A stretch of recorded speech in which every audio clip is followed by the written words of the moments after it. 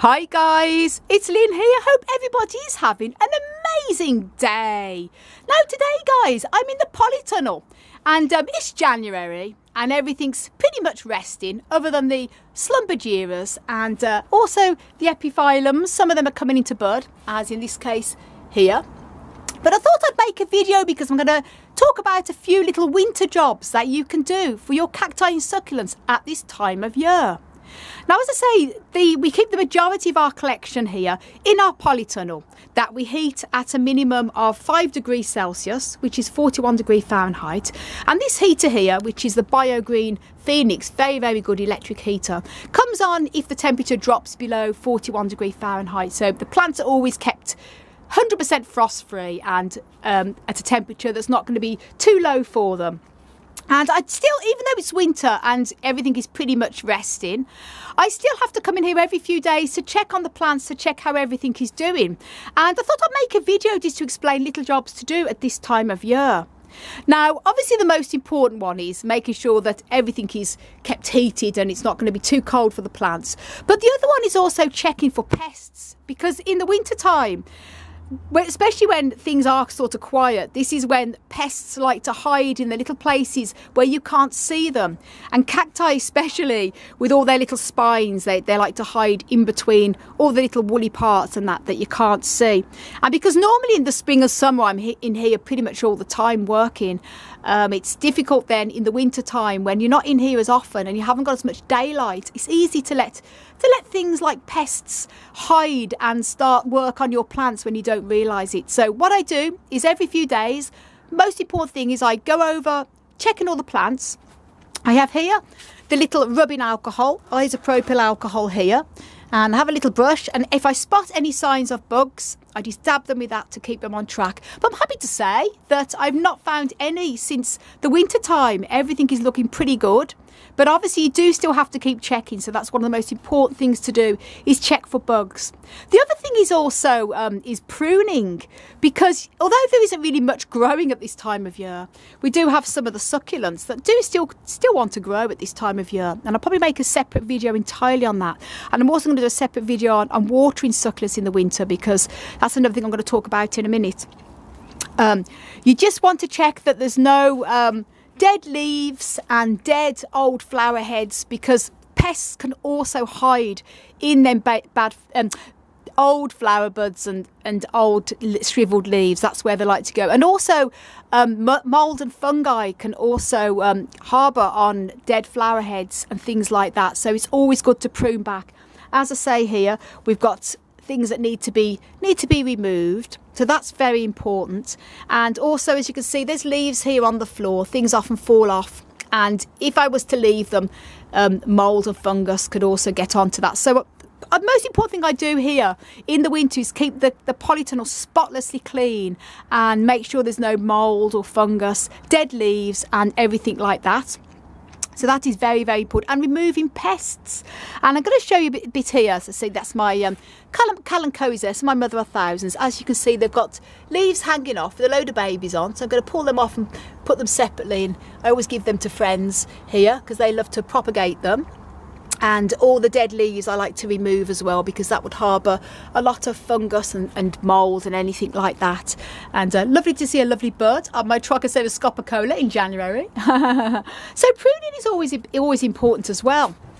So that's the two main things: checking for pests and also pruning anything that's dying back to keep mould and fungus at an absolute minimum at this time of year, and also making sure that the greenhouse or polytunnel or even grow room, wherever you have your plants that you're overwintering, are kept frost free and at a minimum of 5 Celsius, 41 degrees Fahrenheit. The next thing is, yep, I have a lot of succulents here, and although I keep the majority of the cacti and succulents completely dry all through the winter, from October, sometimes even mid-September, up until late March, April, depending on the temperature and how the weather's doing, there are some succulents that do still need to be watered.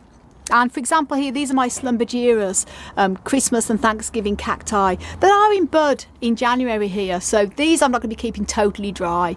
I still keep these lightly watered, just enough to keep the soil, top surface of the soil very lightly watered, and then I let them dry in between. And here, this is my lovely crassula here, commonly known as the baby's necklace. Absolutely beautiful, all in flower. And this has been flowering for about 2 months. Well, obviously I'm keeping this lightly watered. And my string of pearls as well, I keep that very lightly watered.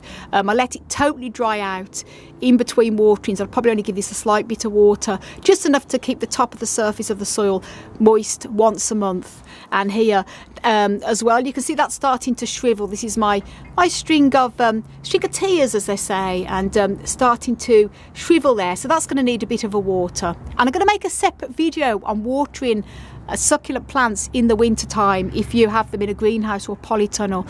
Obviously, if you have them indoors in a warm environment, then obviously you need to be watering a bit more regular. But obviously, because our polytunnel is cool and we live in a very damp climate here in Ireland, the humidity is very high, so I keep them a lot drier than you probably would if you had them in your homes. And we have a lot of plants as well inside our house that are not cold hardy, some cacti and succulents, and then we keep most of them dry as well, but we do water some of them if they start to shrivel. So stay tuned for a video when I'm watering succulents in the winter time. And as you can see, this one is looking a little bit limp. That's going to need a little bit of water as well in the next few days, and I'll show you how I'm going to be doing that. So that's just to keep an eye on it as well, to make sure things aren't completely shriveling up, and mainly the pruning, all the dead bits off. So hygiene is the most important at this time of year, because moulds and fungus, as I say, can actually gather in dead flower heads and things, which is why I'm going to be pruning a few things now and cutting these back. And also, when you do prune off, for example, these I'm going to be having to take off and remove the dead leaves off there, and also some of the echeverias, probably pruning back anything that's dying back there too. I always make sure as well that I use the alcohol in between. Sometimes I use some pruning shears, but if it's only just very fine leaves, for example, like something like that, it can be done with a pair of scissors. I will then wipe the scissors with clean alcohol, as in this case the rubbing alcohol, with these pads in between every single leaf I prune back, so it's completely sterile and clean. I have a thing where I just love everything really clean, because that can harbour bacteria when you're cutting dead leaves off, and then you go and it's got any type of fungus or anything like that, and then you go and then prune another leaf off, it can spread. So hygiene is most important there. And that's just a few little jobs that I like to do here in the polytunnel. And that's really it. Just like to include that in this video. And if you want to know a little bit more on how to overwinter cacti and succulents, please do check a video out I made a few years ago on how to overwinter cacti and succulents. And also I have made a video, I'm going to make another one in the next week or so, but I've made one last year on watering succulent plants in the polytunnel and succulent plants in general in the winter. Do check that video out also, links up above. So guys, thank you so much for watching, and I want to send you loads of love, heaps of happiness, and tons of plant power from across the Emerald Isle. And until the next video, bye.